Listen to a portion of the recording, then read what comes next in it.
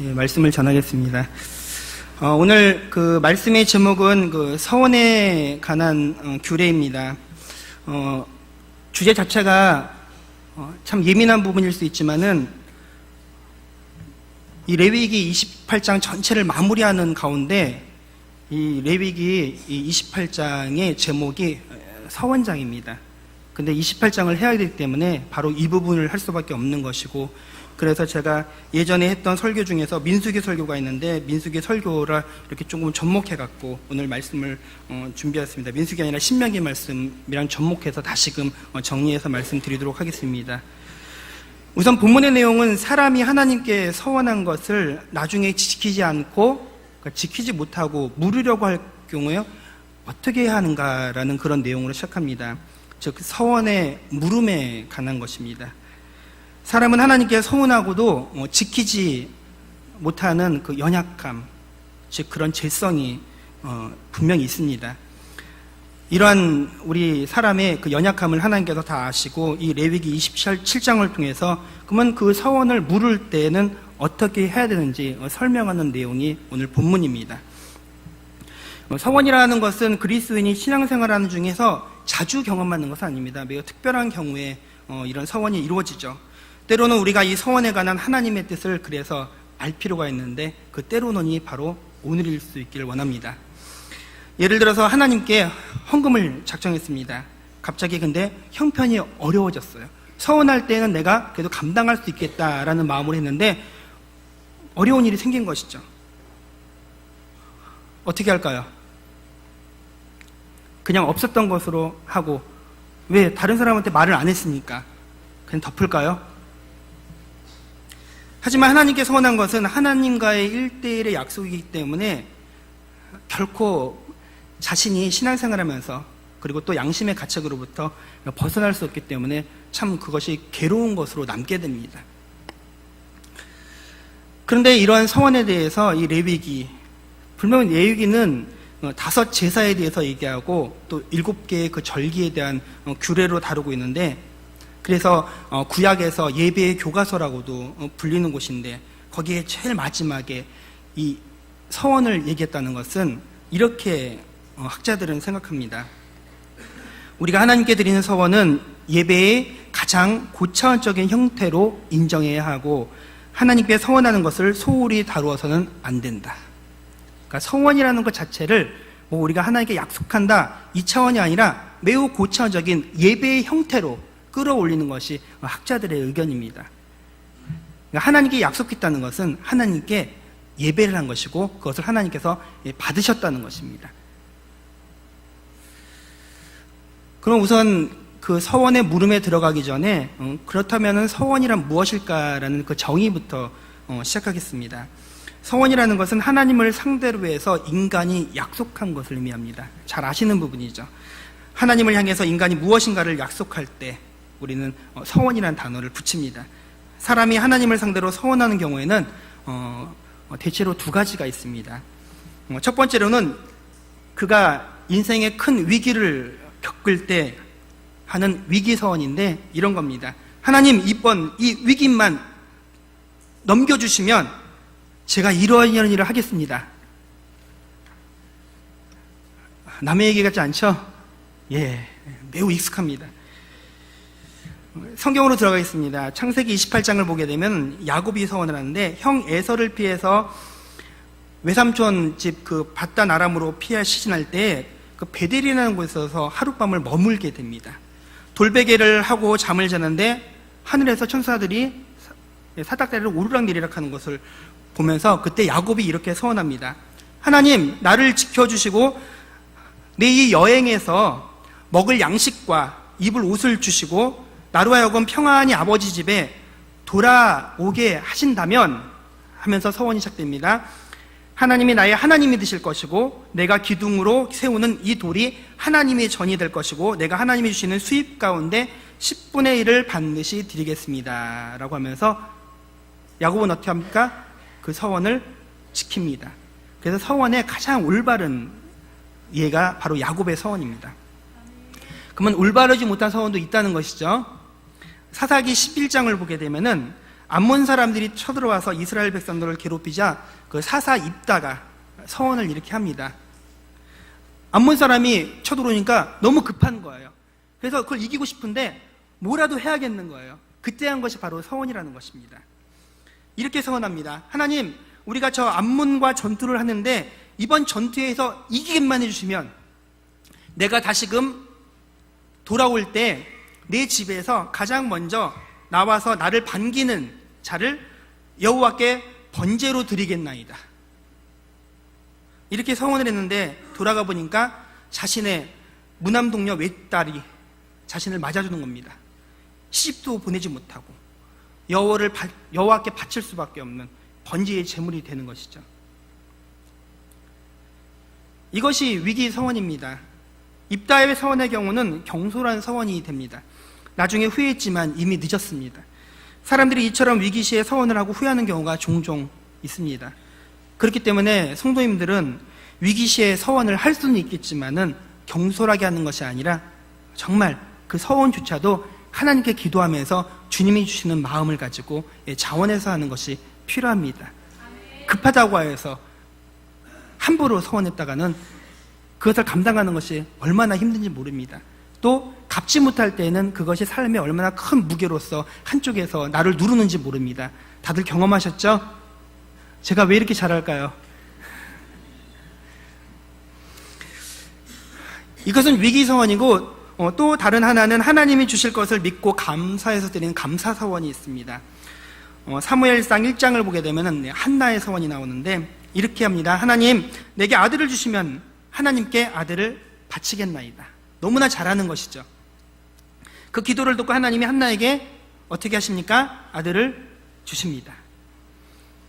그래서 사무엘의 이름을 어떻게 짓냐면은 사무엘이라 짓죠. 근데 그 사무엘의 뜻이 하나님이 들으셨다, 하나님이 나의 서원을 들으셨다라는 그런 뜻입니다. 하나님이 들으시고 그 다음에 얻은 아들이라는 뜻이죠. 그래서 한나는 그를 평생에 여호와께 드리고 삭도를 머리에 대지 않겠다고 했던 그 서원도 지키고 그가 선지자 사무엘이 되는 것입니다.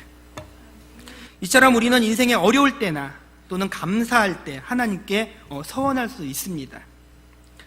그렇다면은 이러한 서원은 어떤 내용을 가져야 될까? 우선 서원의 내용은 하나님께 드리겠다라는 건데 무언가를 드리는 거죠. 그런데 그 본문에 우리가 읽지 않았지만 앞부분에는 한 4가지가 나옵니다. 첫 번째는 자기 자신을 드리는 것이 있습니다. 자신을 이게 헌신하는 거죠. 그 대표적인 게 저 같은 목회자가 또 하나님께 이렇게 나아가는 게 있죠. 하나님, 저의 평생을 주님의 일을 하는데 헌신합니다 라면서 이게 서원하는 게 있죠. 제가 이렇게 목회자가 됐을 때에는 제가 스스로 자발적으로 목회자로 서원한 것이 아닙니다.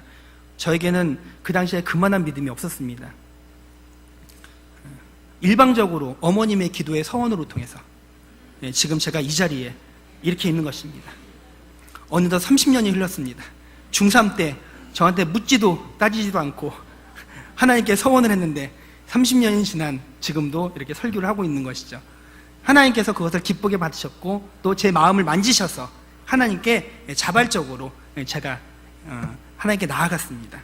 자신을 드리는 서원이 있고 또 구약으로 보게 되면 짐승을 드리는 또 서원이 있고 또 집과 마지막으로 밭을 드리는 서원이 본문의 앞부분에 나옵니다. 그런데 마땅히 드려야 될 것은 서원이 아닙니다.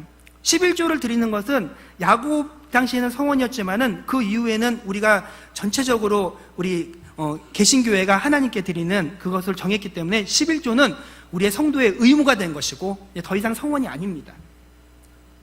주일 성수도 서원이 아닙니다. 처음에 믿을 때는 서원일 수 있어요. 하나님 이렇게 하면은 꼭 믿겠습니다 했을 때 처음에 나오는 것은 서원이지만은 그 다음부터 매주 나올 때마다 하나님한테 약속할 필요는 없잖아요. 그것은 성도의 기본적인 의무이기 때문에 그렇게 의무가 되는 것은 서원이 아닙니다. 이 서원에는 무엇이냐면은 자발성이라는 단어가 들어가야 됩니다. 자신이 기쁘게 드리는 것. 그래서 이 서원의 내용 중에서 우리가 읽은 그 본문 뒤에 보게 되면은 11조가 나옵니다. 이 11조도 하나님께 처음에 우리가 작정할 때는 서원이지만은 지속적으로 드릴 때는 더 이상 서원이 되는 것이 아니고, 이 구약의 이 당시에는 서원이지만 우리가 성도로서 마땅히 드려야 되는 의무가 됩니다. 자세히 듣게 되면 서원의 성격이 어떠합니까? 처음에 하나님께 할 때에는 그것이 서원이 됐는데, 그것이 성숙한 신앙인들에게는 더 이상 서원이 아니고 성도의 의무가 되는 그런 성격을 가지게 됩니다. 그것이 서원의 내용이 되는 것입니다. 그러면 서원은 반드시 갚아야 될까요? 왜냐하면 제가 처음에 서론에서 이렇게 제목을 말씀드렸거든요. 서원의 물음에 관한 것, 뭔가 물을 수 있다는 그런 여지가 분명히 있었죠. 근데 반드시 갚아야 된다. 그리고 우리가 아까 읽을 때 상당히 편하게 읽으셨는데 좀 무섭게 읽었어야 되는 거 아셨죠? 29절에 뭐라고 되어 있습니까? 갑자기 보게 되죠. 한번 읽도록 하겠습니다. 29절 시작. 온전히 바쳐진 그 사람은 다시 무르지 못하나니 반드시 죽일지니라. 큰일 났습니다. 지금 서원을 안 갚고도 근데 우리가 지금 살아있죠. 그 내용을 우리가 다루는 것입니다. 분명히 우리가 구약의 내용을 보게 되면은 번제로 드리기도 하고 막 많은 일들이 있었잖아요. 근데 신약 시대에 와서 지금 우리가 그렇게 했는데도 아직 갚지도 않는데도 여전히 살아있는 뭔지 모르는 이 본문과 맞지 않는 부분이 존재한다는 것이죠. 성도님들 중에서도 바로 그런 부담감을 가지고 오늘 임한 분들이 계실 것입니다. 본격적으로 말씀을 다루도록 하겠습니다. 우리 성도님들 중에서 서원하신 분들이 계실 것입니다. 손들라고 안 하겠습니다. 이렇게 하지 않았습니까? 아들을 주의 종으로 드리겠나이다. 가장 많았던 것이죠. 요즘은 흔치 않은데 70년대, 80년대, 90년대 한참 우리나라가 부흥했을 때 참으로 많은 어머님들이 자녀를 그렇게 하나님께 서원했습니다. 그래서 이 땅 가운데 목회자들이 많이 생겼죠. 얼마나 감사한 일입니까? 근데 현대에 와서 요즘 시대에 그렇게 오히려 목회자들이 막 권면을 하고 막 그래도 우리 성도님들은요 꿈쩍도 안 합니다. 목사님 그 부분은 제가 알아서 할게요. 하지만 주의 종으로 드리겠나이다라는 그런 서원이 우리나라 가운데 이 땅의 부흥을 이끄는데 가장 중요한 역할을 했음을 우리가 부인할 수는 없는 것이죠. 내가 이번 건축에 얼마를 드리겠습니다 라면서 이렇게 서원하신 분들 계시죠? 수요 예배에 나올 정도면 다 서원하셨을 것 같은데요. 아닌 분들 손 들어보세요. 아닌 분들 다 하셨군요. 그런 서원 어떻게 할까요? 반드시 갚아야 할까요? 예, 제가 대답하겠습니다. 예, 꼭 갚아야 합니다. 갚아야죠. 누구랑 약속한 건데? 갚으셔야 됩니다. 신명기 23장 21절에서 23절 우리 함께 읽도록 하겠습니다. 시작. 내 하나님 여호와께 서원하거든 갚기를 더디하지 말라. 내 하나님 여호와께서 반드시 그것을 내게 요구하시리니 더디면 그것이 내게 죄가 될 것이라. 아멘. 그러나 입으로 말한 것은 그대로 실행하도록 유의하라. 무릇 자원한 예물은 내 하나님 여호와께 내가 서원하여 입으로 언약한 대로 행할지니라. 아멘. 한 절 더 하겠습니다. 전도서 5장 4절에서 5절입니다. 시작. 내가 하나님께 서원하였거든 갚기를 더디게 하지 말라. 하나님은 우매한 자들을 기뻐하지 아니하시나니 서원한 것을 갚으라. 서원하고 갚지 아니하는 것보다 서원하지 않는 것이 더 나으니. 분명히 이렇게 신명기와 전도서에 나와 있죠. 사랑하는 성도 여러분, 참으로 제가 사랑합니다. 서원한 것을 반드시 갚으시기 바랍니다. 그런데 여전히 그 서원의 물음에 대해서 말하고 있지 않죠. 그렇다면은 서원한 것을 취소할 수 있을까요? 매우 제한적이지만 서원하고도 갚지 않아도 되는 경우가 성경에 나옵니다.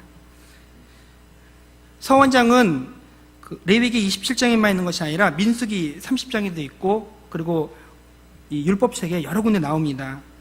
근데 민수기 30장 3절에서 8절 내용을 제가 정리하면은 시집을 안 간 여자, 그러니까 처녀일 때 하나님, 우리 집에 소가 6마리가 있는데 한 마리를 하나님께 드리겠습니다 라고 그 처녀가 소원한 거예요. 근데 아버지가 듣고서 그날에 와갖고 딸한테, 야, 그 소가 네 것이냐, 왜 내 맘대로 서원을 하느냐 라고 따지면서 안 된다 이러면 그 딸의 서원은 무효가 됩니다. 이게 첫 번째 경우고요. 또 한 번 있어요. 결혼한 여자가 하나님, 우리 집에 양 5마리가 있는데 한 마리를 바치겠습니다 이렇게 했는데 남편이 놀래고 들어와갖고 안 된다 라고 하면서 그것을 거절하게 되면은 무효가 됩니다.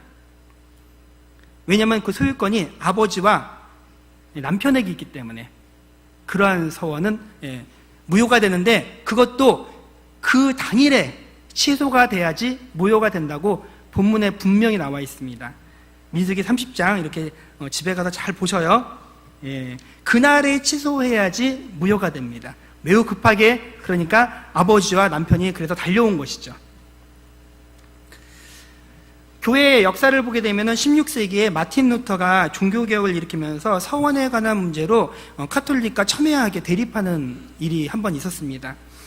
루터를 포함한 당시 개혁교회 지도자들은 대부분 카톨릭 신부였는데, 그 신부들은 자신이 신부가 됐을 때 반드시 해야 되는 그 독신서원을 다 했던 자들입니다. 그런데 독신서원을 한 마틴 루터가 수녀하고 결혼을 했습니다. 그러니까 카톨릭 사람들이 공격을 하는 것입니다.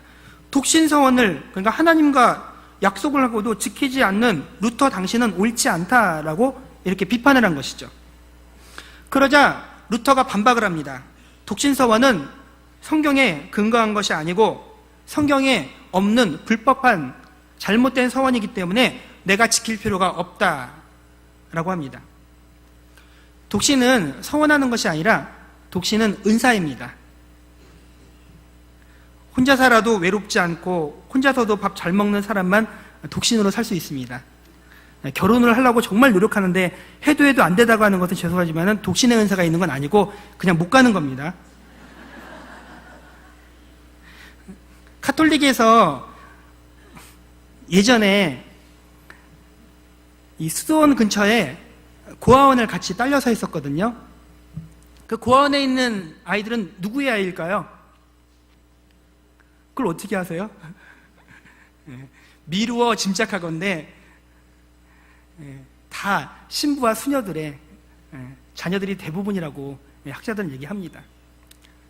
독신의 은사가 없는데 서원을 했기 때문에 어쩔 수 없이 서원은 했지만 감당이 안 되기 때문에 참 희한하게 아이가 나오는 겁니다. 서원의 영역이 아닌 것을 가지고 서원하면은 이런 부작용이 생기는 것입니다. 그래서 독신의 서원은 지킬 필요가 없다는 것이 개신교의 입장이고, 독신을 그래서 개신교는 은사라고 구분하고 있습니다. 본문은 합당한 서원, 아까 말했던 그런 불법적인 서원 말고 합당한 서원을 한 사람이 나중에 서원을 물으고 싶을 때는 어떻게 하는가를 다루는 것입니다. 하나님, 내가 여호와께 나 자신을 드리고 내 가정을 드리겠습니다. 여호와께 이렇게 서원을 해놓고 나중에 마음이 바뀌거나 형편이 안 돼서 지키지 못하게 된다고 하면은 본문에서는 이 읽지 않은 앞절에서는 벌금을 내라고 말한 것입니다. 그러면서 그것을 구체적으로 얘기합니다. 성별에 따라 그리고 나이에 따라 다른데 제가 정리합니다. 남자 어른은 50세겔, 서원을 물을 때 내는 벌금입니다. 50세겔, 여자 어른은 30세겔, 남자아이는 5세겔. 그러면 한 세겔이 얼마인지 궁금하시죠? 은 11g에 해당되는데 오늘로 치면은 한 4일치 임금 정도 된다고 합니다. 4일치 하면은 한 몇십만 원 되겠죠? 남자 50세겔이면은 한 반년 정도의 임금이 된다고 합니다. 적지 않죠? 예, 그런데 서원을 물을 때 구약시대에 이런 규정이 있었던 것입니다. 서원한 사람이 그 서원을 갚아야겠다는 부담감은 있지만 도대체 갚을 수 없을 때 이런 일이 있는 거고, 그런데 부담감은 있지만은 꼭 갚고는 싶을 때는 어떻게 할까요? 방금 말씀드린 것은 서원을 물을 때인데 갚고는 싶은데 형편이 안 돼갖고 고민하는 분들은 어떻게 할까요? 그것에 대해서 얘기하고 있습니다. 그러나 서원자가 가난하여 너의 정가를 감당치 못하겠으면 그를 제사장의 앞으로 데려갈 것이요 제사장은 그 값을 정하되 그 서원자의 형편대로 형세대로 값을 정할지니라. 그러니까 성도가 서원해놓고 형편이 어려워져서 가난해서 못 갚는 겁니다. 고민이 되고 잠도 안 오고 힘들 때 목사님 죄송합니다. 담임 목사님 앞으로 데려갈 것이요. 예, 담임 목사님은 그 값을 정하되 그 서원자의 형편대로 값을 정할지니라.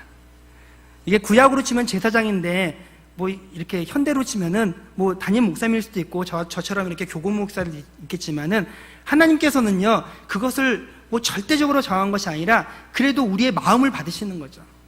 우리가 그때 서원할 때 마음이 얼마나 귀합니까?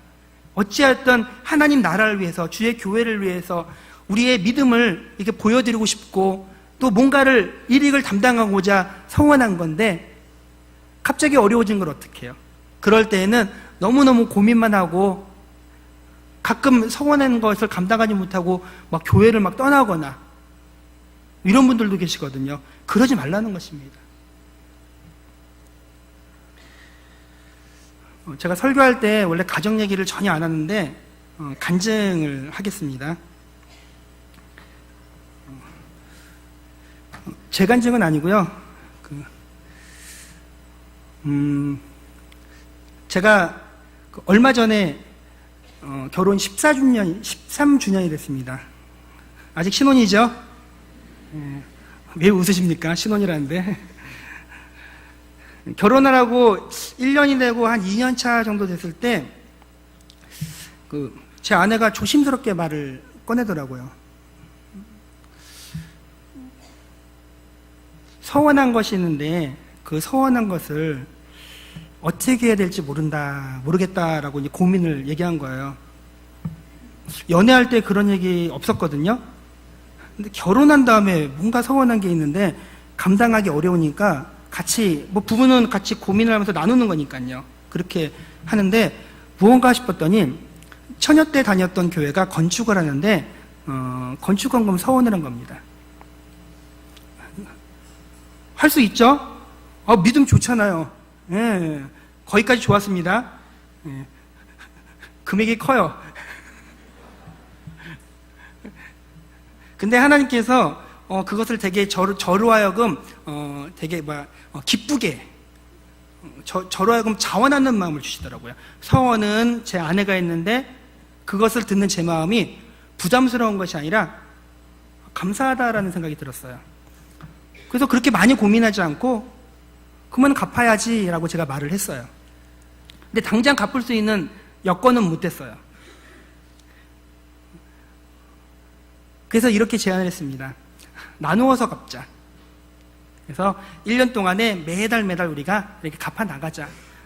그러면 하나님께서 우리를 굶기지는 않지 않을까라는 그런 마음이 있었기 때문에 그래 이렇게 나누면 12로 나누면 조금 작아지더라고요. 우리 성도님들 잘 하듯이 제가 계산 잘하는 사람이잖아요. 그래갖고 12로 쫙 나눴어요. 얼마나 잘할게요. 그리고 갚아나가기 시작했습니다. 시간은 가는 거죠. 그래서 딱 12달 됐을 때 제가 어떻게 했을까요? 하나님께서 다 갚도록 해주셨습니다. 놀라운 것은 하나님께서 제가 갚을 수 있도록 수입을 늘려주셨어요. 원래는 제가 받는 교육 전서로서는 그 당시 교육 전서였으니까 갚을 수 없는 금액이에요. 심지어는 제 사례를 넘어서는 수준이기 때문에 안 되는 부분인데 하나님께서 참으로 신실하게 제가 감당할 수 있도록, 왜냐하면은 하나님이 주신 마음으로 제가 순종하였더니 하나님께서 귀하게 보시고 참 감사하게도 저의 삶을 복을 주시더라고요. 12개월이 지났어요. 저희가 이제 다 갚고 어땠을까요? 우선 제 아내는 마음의 부담감을 수년 동안 가졌던 것을 다 내려놓고 너무나 감사할 수 있었고, 또 저도 같이 감당할 수 있다는 것이 너무나 감사했습니다. 참 귀하죠? 저는 우리 성도님들이 서원을 갚았으면 좋겠습니다. 그래서 그 자유함 가운데, 주님께서 주시는 그 풍성한 은혜 가운데 같이 거할 수 있으면 참 좋겠습니다. 저처럼 부족한 사람도 그렇게 서원을 갚을 줄 아는데, 우리 성도님들 저보다 더 귀하시고 풍족하시고 믿음도 좋으시잖아요. 할 수 있는 것이죠. 근데 우리는 할 수 없으나, 우리 연약해서 할 수 없으나 하나님께 그 마음을 기쁘게 드리면 우리 주님께서 우리의 연약함을 아시고 어떻게 하십니까? 우리가 감당할 수 있도록 삶을 조성해 주십니다. 말씀을 마무리하겠습니다.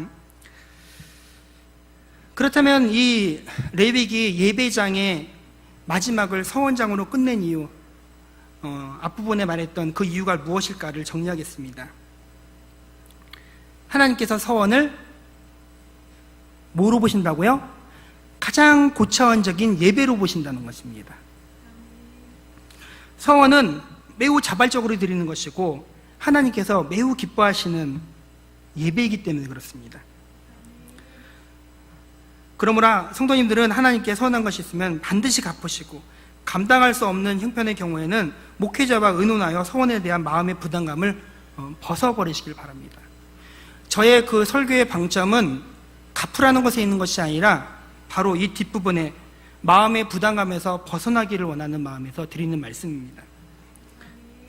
우리는 외면하고 싶겠지만은 서원을 들으신 하나님은 결코 잊지 않으시기 때문에 그렇습니다. 하나님은 살아계시고 영원전부터 우리를 사랑하시며 영원 무궁토록 사랑하십니다. 그 영원하신 하나님이 우리를 바라보고 계십니다. 서원은 우리에게 부담을 주려는 목적으로 존재하는 것이 아닙니다.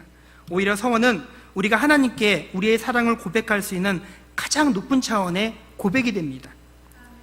그러므로 우리 용인제일교회 성도님들은 서원을 통하여 하나님과 깊은 교제를 경험하고 그 서원을 갚음을 통하여 주님께서 주시는 그 만복을 누릴 수 있는 귀한 성도님들 되시기를 주님의 이름으로 축원합니다.